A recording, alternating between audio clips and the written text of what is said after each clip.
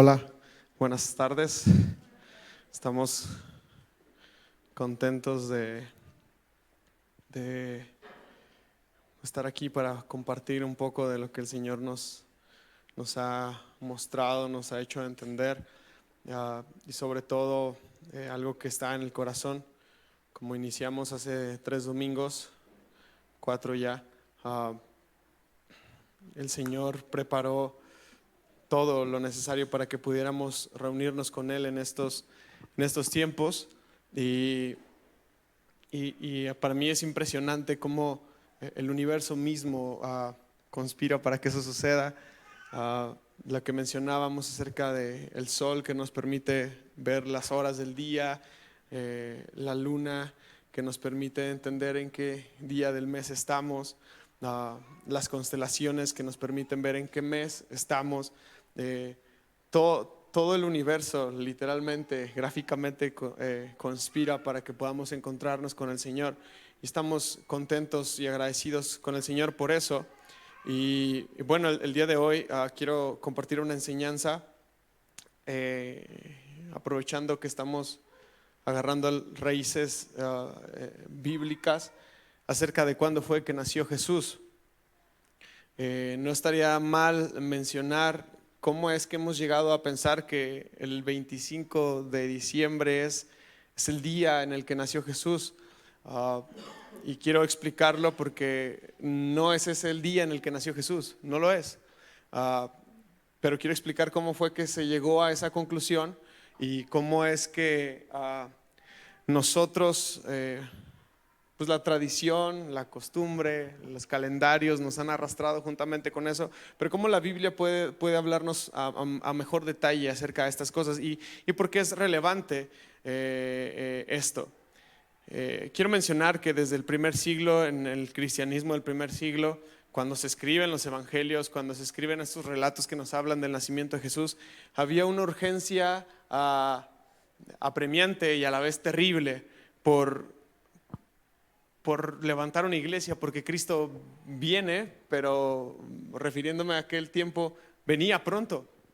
Los cristianos del primer siglo, ellos creían que la venida de Jesús era inminente.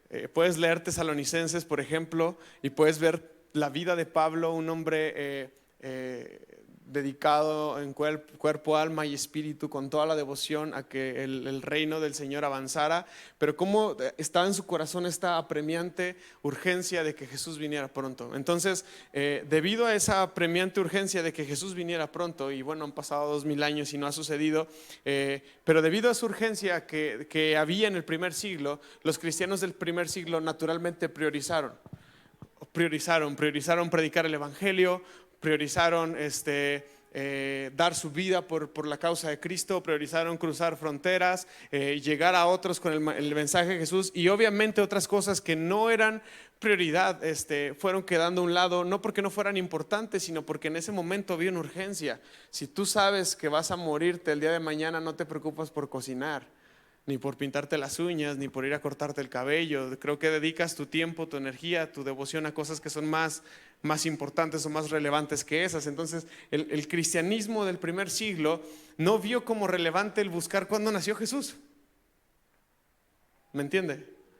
Porque había otras cosas que eran más relevantes. Y debido a eso, los relatos bíblicos pareciera ser que no nos dan una certeza o no nos dan una fecha aproximada de cuándo es que nació Jesús. Tú lees los evangelios y no lo encuentras, aparentemente no lo encontramos. Y entonces eso nos lleva tendría que hablar un poquito de historia de la iglesia, que no hay tiempo, es un libro de 500 páginas, pero los invito a que lo lean, a que investiguen, a que entiendan cómo es que la iglesia ha llegado a ser lo que es hoy, cómo han surgido ramas, diversificaciones, denominaciones, divisiones, y entonces llegamos al segundo siglo, donde Roma hace las paces con los cristianos que persigue, donde Roma deja de perseguir a los cristianos por una mera conveniencia. El imperio romano estaba en decadencia, estaba empezando a desaparecer, y cuando Constantino llega al poder, él tiene que hacerse una pregunta lógica, decir, necesito algo que afiance mi imperio, mi gobierno, mi potencia. Y él se hace una pregunta y dice, ¿qué es fuerte? ¿Qué abarca muchas naciones, hombres y mujeres, y está creciente y es muy pujante? Y la única cosa que era fuerte, creciente y pujante y abarcaba hombres y mujeres en aquel entonces era la iglesia cristiana que Roma perseguía. Y entonces dicen, bueno, pues vamos a hacer las paces con ellos, en vez de perseguirlos vamos a darles nuestra alianza. Y así es como nace la iglesia apostólica, católica, apostólica y romana. Así nació, bajo una intención de esa índole. Y entonces, hasta aproximadamente el 300, ¿dónde lo anoté? 325 después de Cristo, la gente empieza a decir, bueno, pues el reino no ha venido como esperábamos, hay muchas cosas que hay que establecer en pauta, hay que decir cómo nos vamos a comportar, cómo nos vamos a vestir, qué música vamos a tocar, cómo van a ser nuestras liturgias, porque es muy difícil, es muy raro encontrar esos detalles en el Nuevo Testamento. Gracias a Dios que no hay detalles como la liturgia, la música, porque hay una libertad a que nosotros tengamos una adaptación a nuestra cultura, a nuestras realidades. Imagínate seguir cantando cantos sacros de hace unos 1000 años o más, y gracias a Dios que no está eso plasmado en la Biblia, si no haríamos religión de eso también. Pero cuando ya llegamos a los 300 y se empieza a establecer esta iglesia católica, apostólica, romana, ellos empiezan a entender la necesidad de establecer muchas pautas, muchas cosas, y una de ellas es fijar cuándo nació Jesús.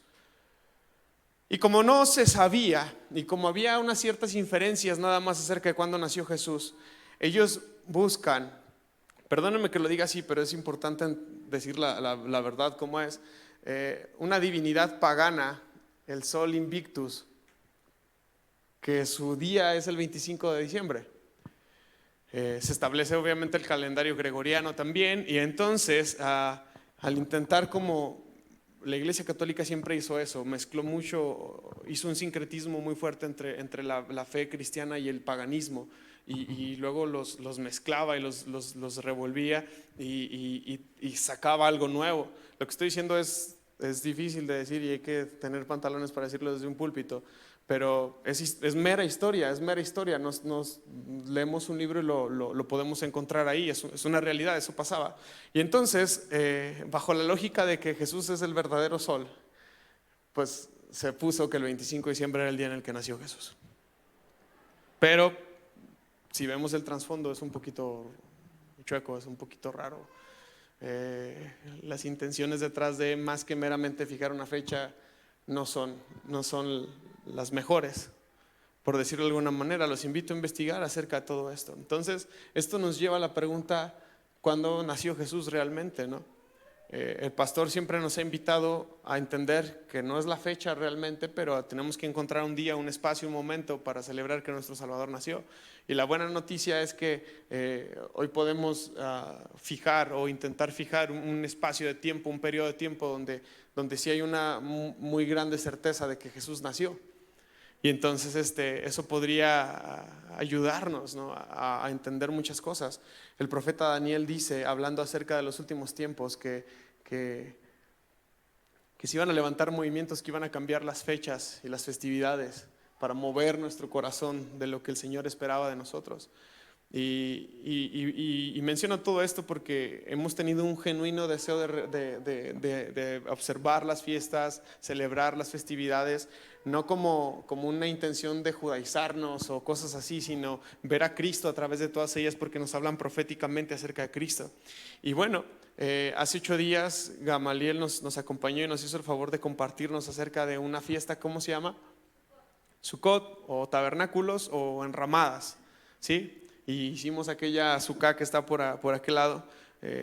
Nos hicieron el favor de armarla para empaparnos un poquito más de todo esto. Y la fiesta de tabernáculos es conocida también como la fiesta del regocijo, o la fiesta de la alegría, de la celebración. Y una de las razones por las cuales era un tiempo de regocijo, se le llamaba fiesta de regocijo, es que, como vimos en las 2 celebraciones anteriores, la de trompetas y la de Yom Kippur o expiación, había un deseo genuino de volver al Señor, presentarse delante del Señor, en buscar encontrar perdón, y al sabernos perdonados, al sentirnos perdonados, al saber que no había nada que mostrara una diferencia de nosotros para con Dios y Dios para con nosotros, entonces podríamos estar muy alegres, muy alegres. Y de hecho llega al punto en el que en esta fiesta de los tabernáculos no es una invitación, es un mandato estar alegre.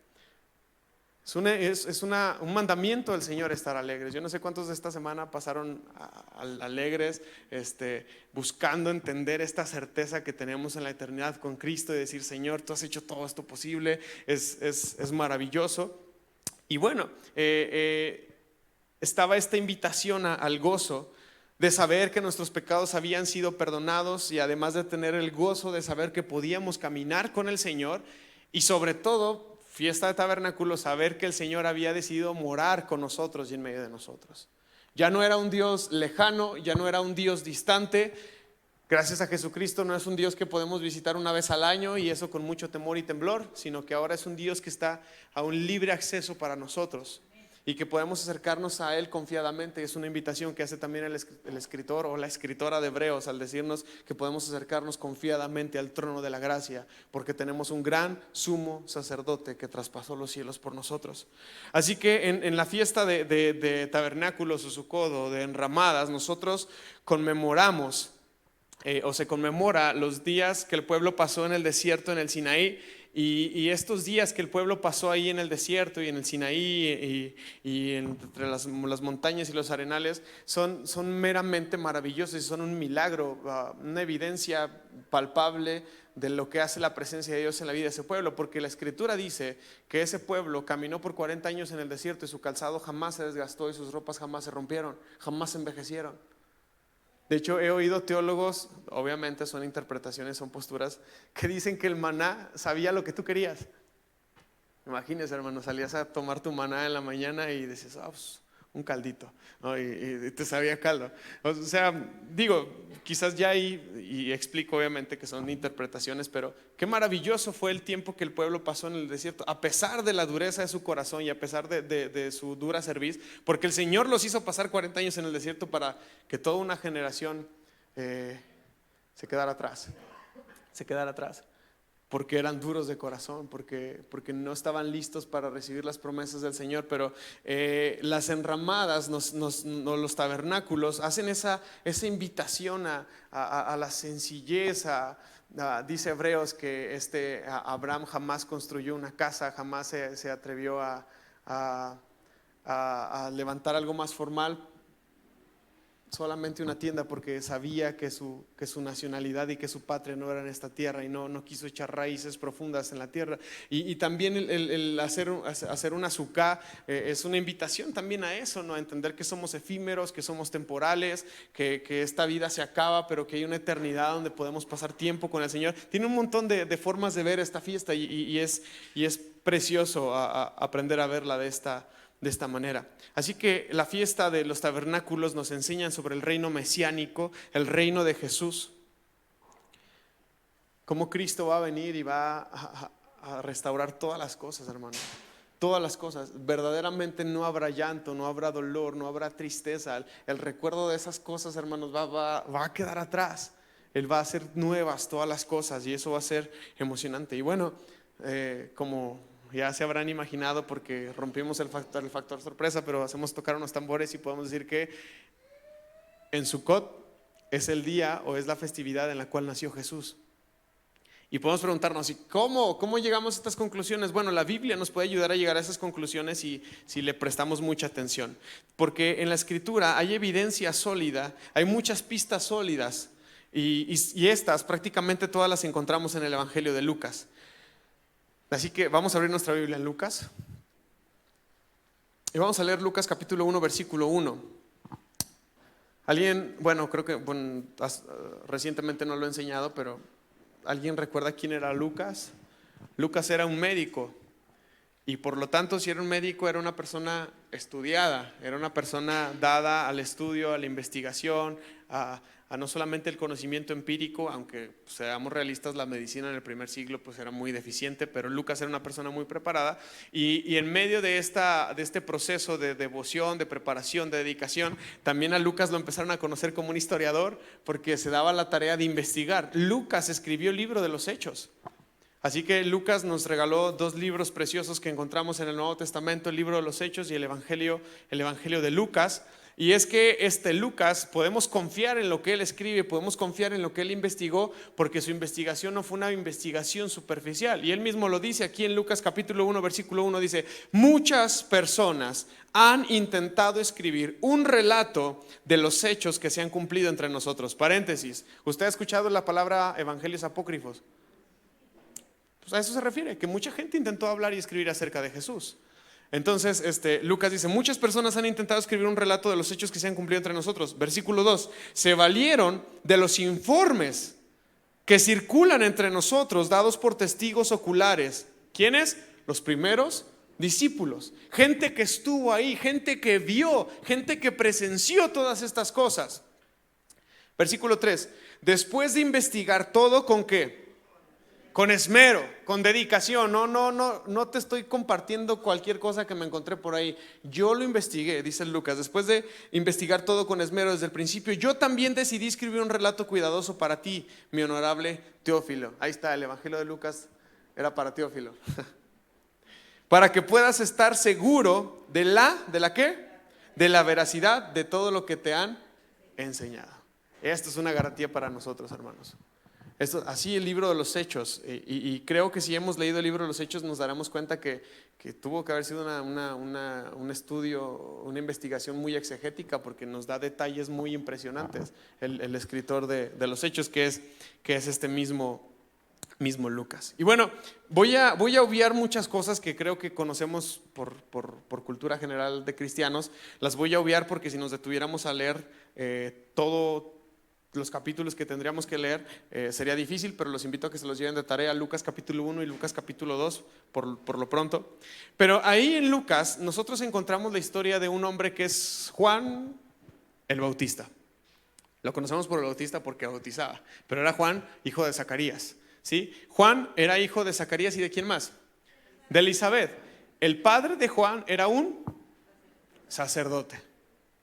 Era alguien que servía en el templo. Y Juan el Bautista era primo de Jesús, porque Elizabeth y Miriam o María eran parientas, ¿verdad? Ellas eran parientas. Así que Juan el Bautista era primo de Jesús, y su familia, su ascendencia y su descendencia pertenecían a la clase sacerdotal. Y podemos saber todo esto porque el Evangelio de Lucas nos habla acerca de estas cosas, pero también me atrevo a decir que podemos saber con precisión cuándo fue que nació Juan el Bautista. Y podemos saber con precisión cuándo fue que nació Juan el Bautista, porque solamente basta investigar un poco algunos detalles, algunas cosas para entenderlo. Mira, el padre de Juan el Bautista era sacerdote y pertenecía a una clase sacerdotal. ¿Se acuerdan que les he dicho mucho que el Apocalipsis es una luz de la sombra que había en el Antiguo Testamento? Bueno, en el Antiguo Testamento David dividió todo el cuerpo sacerdotal en 24 órdenes sacerdotales, para que estas 24 órdenes sacerdotales sirvieran en el templo durante 15 días al mes, y así se cubre todo el año completito, ¿verdad? Entonces, David hace esta división de órdenes sacerdotales para que hubiera un servicio continuo, que no se parara, que no se detuviera y que la gente no se cansara al servir en el templo. Cuando David hace esto, era una sombra solamente de lo que llegamos a Apocalipsis capítulo 4 y encontramos a 24 ¿qué? 24 ancianos, que no son seres humanos, que no son seres redimidos, que son de un nivel jerárquico más alto que algunos seres celestiales, que tienen coronas, que tienen oportunidad de gobernar y que arrojan sus coronas delante de Dios. Y entonces Zacarías, al ser un sacerdote, él formaba parte de alguna orden sacerdotal, y Dios es un Dios de orden. Y Zacarías pertenecía a la clase de Abías, Quiero invitarte a leer Primera de Crónicas 24 del 7 al 10, Primera de Crónicas 24 al 7 al 10 dice, la primera suerte, bueno, ahí está hablando de que David dividió la orden sacerdotal en 24 para que sirvieran 15 días al año, son una semana y luego al otro medio año otra semana, no eran los 15 días de corrido. Y dice, la primera suerte le tocó a la primera orden sacerdotal, que era la de Joiarib, la segunda a Jedaías, siguiente, la tercera a Harim, la cuarta a Zeroaim, la quinta a Malquías, la sexta a Mijamín, la séptima a Cos y la octava ¿a quién? Abías. Y si tú sigues leyendo, ahí van a estar las demás órdenes sacerdotales. ¿En qué orden le tocó a la orden sacerdotal de Zacarías servir en el templo? En el octavo, en el octavo orden, o sea, había un rol, ¿no? El primero segundo al octavo rol, al octavo orden le tocó a la orden sacerdotal de Abías servir en el templo. Significa que la primera orden servía la primera semana del año, la segunda orden servía la segunda semana del año, la tercera orden servía la tercera semana del año y así sucesivamente. El asunto aquí es que hay 3 festivales durante el año donde todo el cuerpo sacerdotal tiene que ir a servir al templo. Es la fiesta de los panes sin levadura o la fiesta de Pascua. Y luego 50 días después es la fiesta de Pentecostés. Y luego el tercer festival es la fiesta de tabernáculos. En las 3 fiestas, todo el cuerpo sacerdotal tenía que ir a servir al templo. Imagínate una multitud de sacerdotes ahí, perdón la expresión, vueltos locos con los sacrificios, con que el incienso, con que los panes, con que darle fluidez a todo el asunto. Toda la multitud de sacerdotes servían esas 3 semanas por completo. Ahora, Zacarías era de la clase de Abías, y ya dijimos que David repartió todo esto, así que las órdenes sacerdotales pues tenían que ejercer su ministerio, tenían que cuidar y mantener limpio el templo, el tabernáculo, poner los panes de la propiciación, encender la menorá, prender el incienso en el altar. Tenían muchas responsabilidades, sí había cosas que hacer, ¿verdad? Se dedicaban de tiempo completo una semana cada medio año a servir al Señor. Así que Zacarías era de la orden de Abías del octavo turno, es decir, este es el turno de la semana que le toca servir en el templo. Y bueno, ya mencioné lo de las 3 fiestas cuando ellos tenían que venir. Vamos a Lucas capítulo 1 versículo 10. Y ahí en Lucas capítulo 1 versículo 10 dice lo siguiente: mientras el incienso se quemaba, ¿una qué? Una gran multitud. ¿Qué estaba haciendo afuera? En el Facebook, en el celular, distraídos, chismeando. No, toda esa multitud estaba orando. Estaba ahí en la presencia del Señor, también buscando al Señor mientras los sacerdotes estaban sirviendo adentro.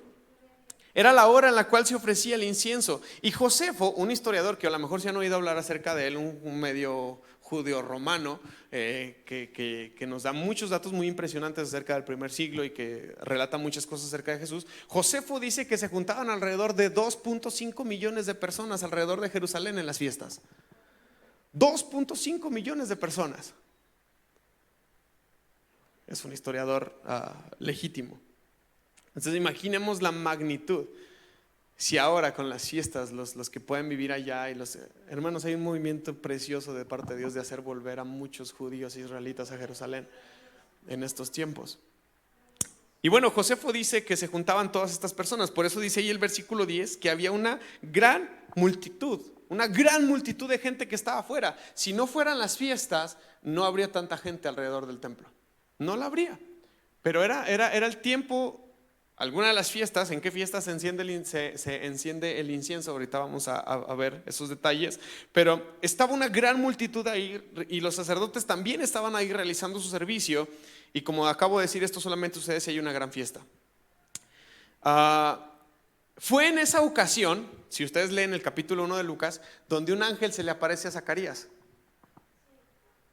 y le dice: hey, vas a tener un junior, vas a tener un chiquitín. Y Zacarías no le cree y queda mudo. Se queda mudo. Ahora, no, se me fue el rollo para plasmarles una tabla. ¿Recuerdan cuándo inicia el calendario hebreo, judío? En el mes, de Abib, el mes de Abib, que sería para nosotros entre marzo y abril, más o menos, pero en el mes de Abib. Y luego la primera fiesta es panes sin levadura, y al día 14 es la Pascua, ahí ya llevamos 2 semanas, pero recordemos que en panes sin levadura todo el cuerpo sacerdotal va y sirve, entonces llevamos 2, pero es como si lleváramos una, y tú sigues contando la semana, entonces llegamos a la octava, que sería la 9ª semana, entra a servir la orden sacerdotal de Abías, donde Zacarías formaba parte, pero después de la 9ª semana, que es realmente la octava, pero ya les dije que en medio pasó la semana de los panes sin levadura, donde todo el cuerpo sacerdotal iba, sigue la semana 10, y en la semana 10 es la fiesta de Pentecostés.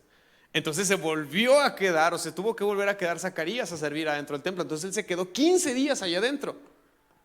15 días está Zacarías allá dentro del templo sirviendo. Y cuando él sale, aquí podemos ubicar, ¿cuándo es cuando sale Zacarías del templo? Cuando termina la fiesta de Pentecostés. Y esto sí nos pone en una fecha, en un calendario, en un año. Zacarías sale de servir en el templo del periodo de Pentecostés a mediados del mes de Sivan. Voy a mencionar los nombres de los meses nada más para que tengan una idea. Es el mes de Abib, Iyar, Sivan, Tamuz, Av, Elub, Tishri, Hesben, Kisbet, Tebet, Sebat y Adar. Son los 12 meses. ¿Sí? Tienen nombres paralelos debido a que uno es un calendario como político, como civil, y el otro es el calendario religioso, porque también el mes de Abib, que es el primer mes del año, también hay gente que lo menciona como el mes de Nisan. No sé si han escuchado eso, que la Pascua en Nisan, porque son paralelos los meses. Y más o menos Zacarías sale de la semana de Pentecostés, de servir en el Pentecostés, sale entre mayo y junio de nuestro calendario gregoriano. Así que Zacarías sale, pero viene mudo porque Dios le privó hablar, no le permitió hablar a causa de su incredulidad. Y obviamente pues Zacarías llega a casa, su esposa, muy normal, muy natural, no hay por qué tener un tabú para decirlo, pues tiene relaciones sexuales con su esposa y se estima que ahí es donde Elizabeth, mujer estéril, concibe. Finalizando la fiesta de Pentecostés, más o menos entre estos meses que son paralelos con nosotros, ¿no? ¿Dónde me quedé? Bueno,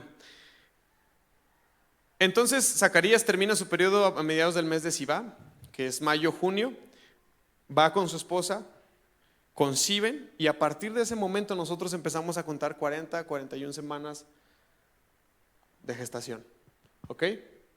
Y eso nos lleva a llegar hasta el mes de Nisan o al mes de Abib, o volver a arrancar el año del judío con la Pascua.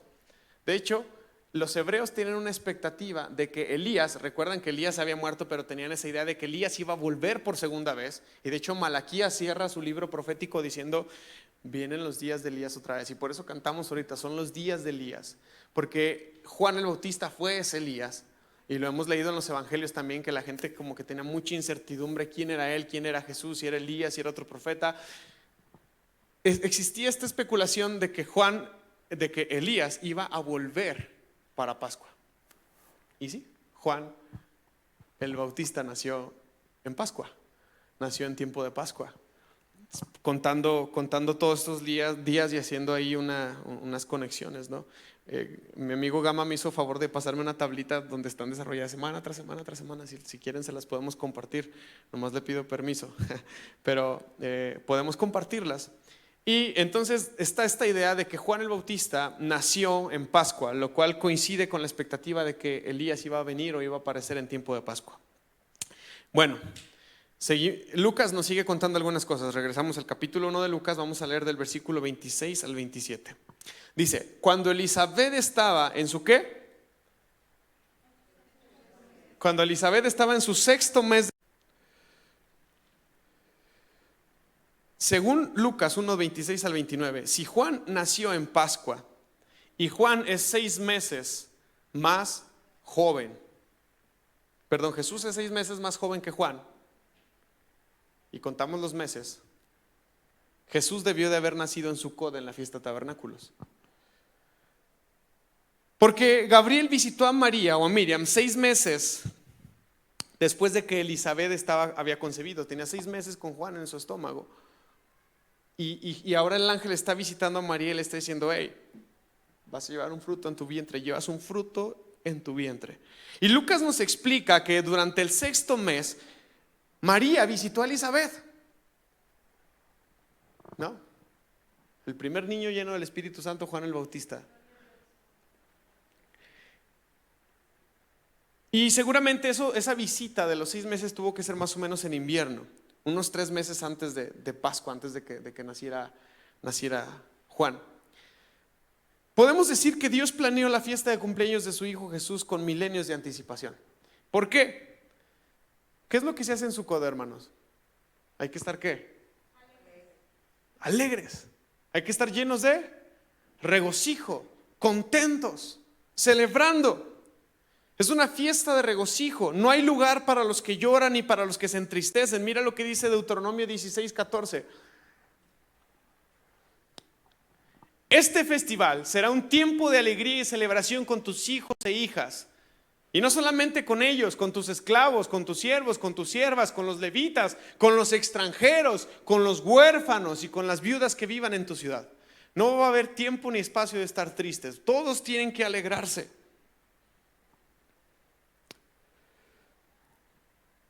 ¿Y se acuerdan qué fue lo que pasó cuando había unos pastores por ahí pastando con su ganado de noche, y el cielo se abre y una multitud de huestes celestiales aparecen en el cielo? ¿Y qué les dicen? ¿Les traemos qué? ¿Nuevas? ¿De qué? De gran gozo. ¡Ey! No tengan miedo. El mandato es estar alegres, así que esténse contentos. Traemos nuevas de gran gozo, que hoy ha nacido en la ciudad de David un Salvador, que es Cristo el Señor. Estos ángeles que aparecieron en el cielo les dicen: no teman, estén contentos, les traemos una noticia de gran gozo, les ha nacido un Salvador. ¿Y qué fue lo que les pidieron? Vayan y busquen a este Salvador, porque este Salvador ustedes lo van a encontrar envuelto en pañales. ¿En dónde? ¿En un qué? En un pesebre. Voltee para allá y dígame si esa cosa no se parece a un pesebre. Esa Sukkah que está allá.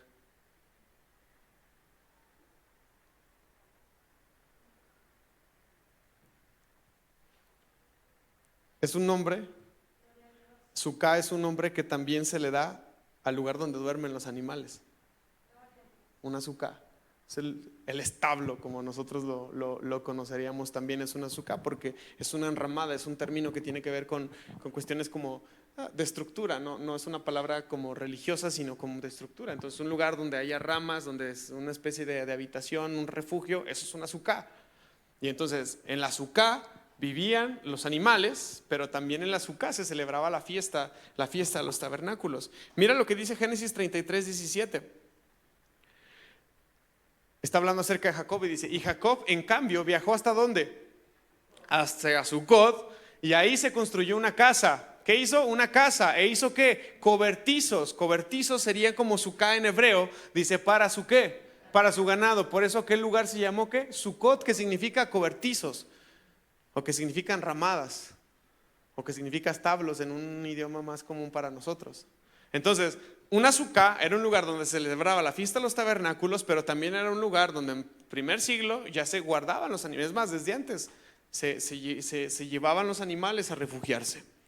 Esto es muy interesante, hermanos. Hay un asunto, y quiero tratarlo con pincitas y con mucha delicadeza, que dice que María y José fueron a Belén porque ellos necesitaban ser empadronados. ¿Lo ha escuchado? Históricamente no hay ningún historiador del primer siglo que respalde que se haya llevado a cabo un censo de parte de Roma, al menos en los primeros 20 años de nuestra era. Digo esto con mucho cuidado, pero es un error que está en la Biblia. Decir que ellos fueron a Belén a un censo. Porque José y María no fueron a Belén a un censo. José y María fueron a Belén a celebrar Sukkot. Porque Belén está a 15 kilómetros de Jerusalén, súper cerquititas. Y si se juntan 2.5 millones de personas en Jerusalén en una fiesta nacional, no creo que les haya tocado ahí cerquitas del templo, ni a la vuelta de la esquina. Seguramente mucha gente se juntaba en las aldeas y en los pueblos de los alrededores con esa devoción y con ese deseo de celebrar la fiesta, pero no, quizás a todos no les tocaba en la mera Jerusalén, porque Jerusalén también era una ciudad pequeña, ciudad sitiada y amurallada. Pero habían estos pueblos a sus alrededores, como Emaús, como Belén, que estaban muy cercanos. Ahorita 15 kilómetros en un carro no es nada, y aún caminando quizás no estén tan pesados. Si la gente de rancho sabrá que 15 kilómetros no los llevo, ¿no? Pero me estoy explicando. Ellos van allá a Belén para celebrar las fiestas de tabernáculos. Y entonces a Jesús le toca nacer en una azucá, en un pesebre, entre los animales. Seguro que quizás no era una azucá dedicada para la celebración de los tabernáculos, sí era donde estaban los animales, pero estaban en una azucá. Y el Salvador del mundo estaba naciendo en un pesebre donde los animales comían.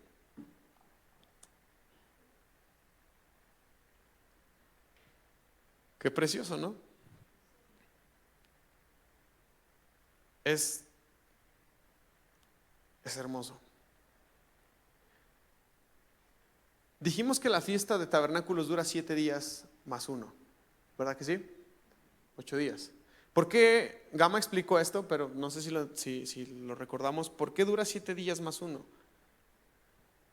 El octavo día es un nuevo comienzo. El Señor hizo la tierra en 6 días, al séptimo descansó y al octavo se volvió un nuevo comienzo.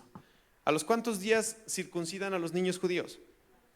Al octavo día. ¿Por qué? Porque al octavo día, después de un día de descanso, es la oportunidad de un nuevo comienzo. Y los niños se circuncidan. No hay ninguna trasfondo misterioso, más que tiene que haber derramamiento de sangre para poder entrar en el pacto de Abraham. Jesús fue circuncidado al octavo día, y eso también nos lo dice el Evangelio de Lucas. Porque, ¿qué dije que significa el octavo día? Un nuevo comienzo. Así que esta fiesta tenía un gran final con un nuevo comienzo. La fiesta terminaba cuando empezaba este nuevo comienzo, y estaba completamente prohibido entristecerse, porque había que celebrar con gozo. Así que fue justo en el octavo día, en el día de mayor regocijo, así se conoce el octavo día como el día de mayor regocijo, en el que Jesús fue llevado al templo. Y mira, ahí mismo en Lucas, vamos a Lucas 2, versículo 21 al 24. Dice: 8 días después del nacimiento de Jesús, o sea, Jesús nació ya a los 8 días, 8 días después, cuando el bebé fue circuncidado, le pusieron por nombre Jesús, el nombre que había dado el ángel aún antes de que el niño fuera, ¿qué? Concebido. Luego llegó el tiempo para la ofrenda de purificación.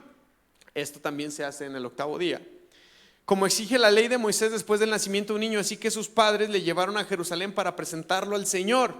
La ley del Señor dice: si el primer hijo de una mujer es varón, habrá que dedicarlo, consagrarlo al Señor. Así que ellos ofrecieron el sacrificio requerido en la ley del Señor, que consistía en un par de tórtolas o 2 pichones de paloma. Realmente consistía en llevar un cordero, pero si se era demasiado pobre, se llevaban 2 palomas o 2 pichones. ¿Qué fue lo que llevó María y José? ¿Eran ricos? ¿Tenían posibilidad económica? Y recalco esto porque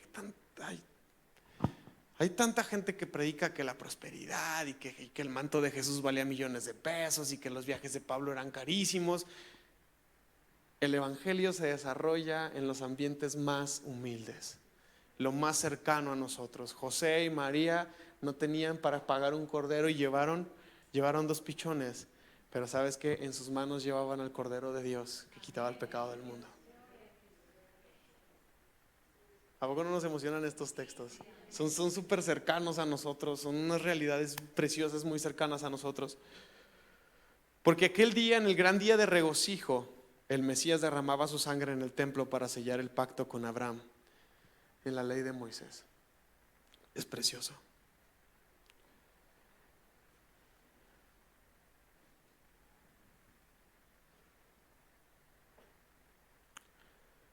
Así que la fiesta de Sukkot, hermanos, es una fiesta, es un ensayo para la venida del Salvador.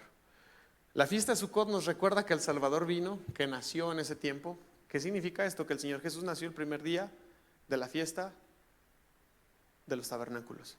Si usted quiere celebrar el nacimiento de Jesús, ese es el día. Ese es el día. Si antes no lo sabíamos y lo hacíamos de otra manera, pues ya lo hacíamos de otra manera, pero yo creo que el conocimiento nos debe de permitir liberarnos de muchas cosas o muchas ideas medias raras. Aparte es bueno porque celebrarlo en Navidad, la mercadotecnia y todo nos desvía del verdadero propósito de detenernos y celebrar que un Salvador ha nacido. Así que la fiesta de Sucot era un ensayo para la venida del Salvador, pero también es su fiesta de cumpleaños. Así como la Pascua es la fiesta del sacrificio del Cordero, esta es la fiesta del nacimiento de un rey y un Salvador. ¿Qué dice Juan 1:14? Y aquel verbo se hizo carne y habitó entre nosotros. Esa palabra habitó, eskenosis en griego, es un paralelo de hebreo, tabernáculo. Aquel verbo se hizo carne y tabernaculizó, o hizo una morada, o hizo una tienda para vivir, no entre nosotros, sino en nosotros. El Señor Jesús, Dios se hizo carne para vivir en medio de nosotros. Lo que antes era imposible, el Señor Jesús lo hizo posible. Ese verbo se hizo carne y habitó entre nosotros. Así que la fiesta de los tabernáculos nos recuerdan dos cosas: que por medio del Señor Jesús nosotros tenemos descanso, porque la fiesta de los tabernáculos es para descansar en el Señor, tener gozo y alegría y saber que hemos sido perdonados. ¿Qué dice Mateo 11 del 28 al 30?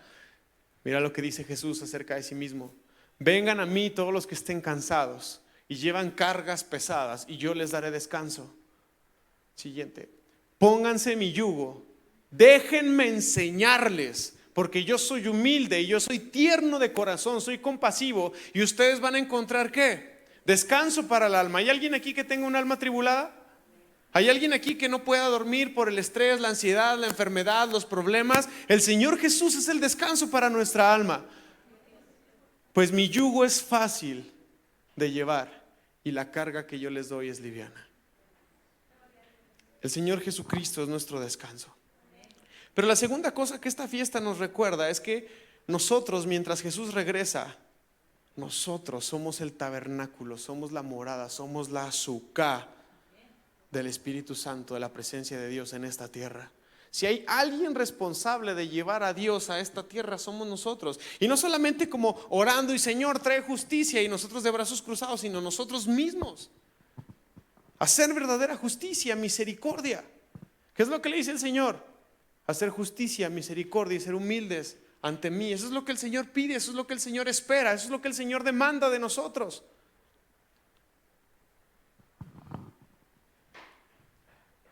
Pero también esta fiesta nos hace saber que podemos celebrar algo que algún día será una realidad de nuestra vida. Mira lo que dice Apocalipsis 21 del 1 al 4.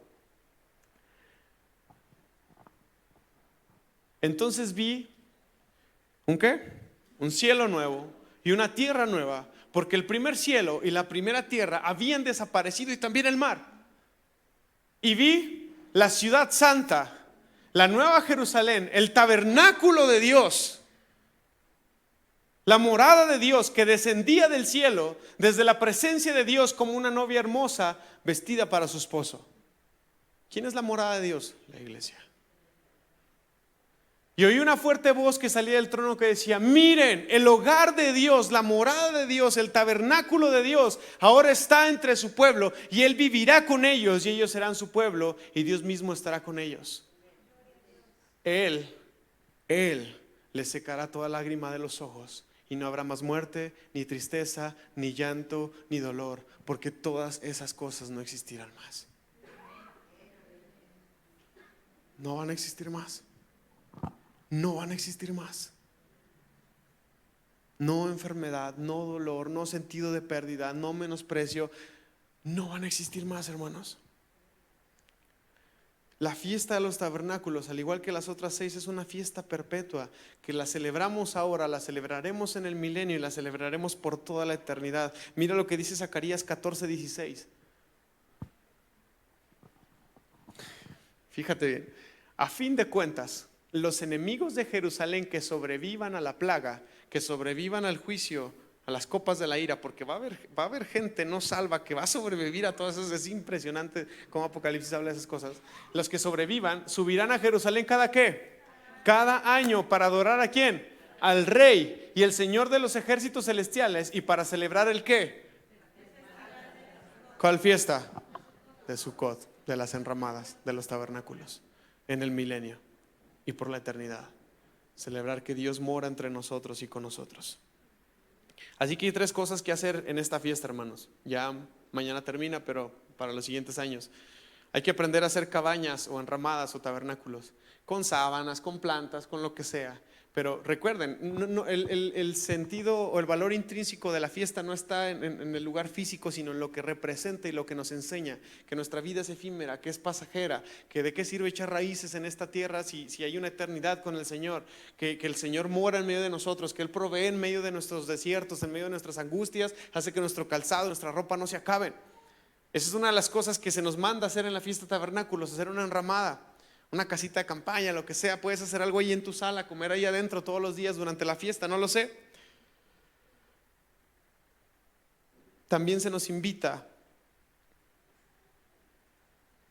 esto quizás lo hablaremos después, pero en estas 3 fiestas que mencioné, que son los festivales, la fiesta de panes sin levadura, la fiesta de Pentecostés y la fiesta de las enramadas, se invita a que nadie viene con las manos vacías. Y eso se hace, hermanos, porque recuerdan que les dije que las 7 fiestas están en un contexto agrícola. ¿De qué? De cosecha. En aquellos entonces no existía la moneda, no existían los formatos de cambio. Tu valor estaba en el producto que tenías. Así que la cosecha era la forma de que la gente pudiera traer y darle a Dios, darle al pueblo. Porque, por ejemplo, el templo era responsable de las viudas y de los huérfanos. El templo también administraba y suministraba comidas para ellos. Entonces se concentraba el dinero ahí para sostener al cuerpo levítico. Por eso se traía el diezmo al templo, y por eso se hacía la invitación a que nadie viniera con las manos vacías, ¿sí? Quizás hoy no tenemos un templo, y me refiero al templo de Jerusalén, porque no lo hay. Desde el año 70 fue destruido y no ha vuelto a ser levantado. Pero hay espacios donde nosotros podemos dar y darnos para bendecir a otros. Si hemos sido bendecidos por Dios, podemos dar y bendecir a otros. Y lo hacemos con alegría, con devoción, con nuestro corazón. Por eso es que en las congregaciones se pide ofrenda. Por eso es que en las congregaciones se pide un diezmo. Más que esta idea mezquina que a veces mucha gente tiene de que hay iglesias, no digo que todas, pero hay iglesias que quizás buscan meramente una cuestión económica de jerarquía o de nivel. Nosotros damos y nos entregamos porque hay alguien que se dio y se entregó por nosotros con mucho amor. Por eso Abraham, cuando se encuentra con Melquisedec, un sacerdote con una orden mayor que los sacerdotes, ¿se acuerdan? Leyeron Hebreos, ¿se acuerdan? Abraham le dio el diezmo a Melquisedec porque entendió que de él venían todas las cosas del Señor. Por eso damos, y lo damos con alegría, con el corazón. No nos cuesta o no nos duele darnos de la manera en la que sea, con tiempo, de forma material, con nuestro trabajo, económica, aquí al templo o allá afuera con algún necesitado. Ustedes saben que como iglesia jamás hemos sido mezquinos con ese tema. Nos damos, y nos damos con todo el corazón porque alguien se dio por nosotros. Y por último, el tercer mandato es: nos regocijemos, que nos regocijemos con el Señor. Y podemos regocijarnos celebrando el nacimiento de nuestro Salvador. ¿Qué le parece si nos ponemos de pie y oramos? Oramos una preciosa oración de gratitud y de alegría al Señor. Padre, te damos gracias en esta tarde. Gracias, Señor. Hay alegría, hay devoción, hay gozo en nuestros corazones por lo que hemos aprendido, por lo que estamos aprendiendo, por lo que tú eres para nosotros y en nosotros. Gracias, Señor, porque estas fiestas, estos festivales nos hablan de Cristo y preparan nuestro corazón para la eternidad, prepara nuestro corazón para recibirte. Señor, gracias porque fuimos encontrados justos por la obra de Cristo. Gracias, Señor, porque sabemos que podemos entrar confiadamente al trono de la gracia y pedir y presentarnos delante de ti, porque Cristo ha hecho esto posible, y hay gratitud, hay gozo en nuestros corazones porque esto es posible. porque aunque somos indignos, Cristo nos ha hecho dignos. Y nos gozamos y nos alegramos, Señor, sabiendo que tú eres nuestro fiel proveedor, eres nuestro fiel sustentador, sabiendo que tú estás en medio de nosotros y eres poderoso para salvar, y eres poderoso para sostenernos, eres poderoso para sustentarnos. Tú estás en medio de nosotros, Señor. Tú habitas en medio de nosotros. Tú has decidido hacer tu morada, hacer tu tabernáculo, hacer tu sucá con nosotros, Señor. Gracias, Señor, porque decidiste habitar en nuestros corazones. Gracias, Señor, porque podemos tener esa certeza de que eres un Dios cercano, eres un Dios atento, lleno de amor, lento para la ira, pero grande en misericordia y en amor para con los suyos. Gracias, Señor, porque podemos movernos en esta seguridad. Y también gracias porque hoy conmemoramos, recordamos y sabemos que nos ha nacido un Salvador que ha hecho todo esto posible. Nuestro corazón se llena de alegría y de gozo y nos regocijamos en aquel que ama nuestra alma. Gracias, Señor. Gracias. Nos presentamos delante de ti, comemos, nos movemos y lo que hacemos lo hacemos con muchísima gratitud, porque el Dios de la vida nos ha visto con agrado y nos ha extendido su misericordia a nosotros. Que tuya sea la gloria y la honra por los siglos de los siglos, Señor. Amén. ¿Por qué no dar un aplauso al Señor con alegría?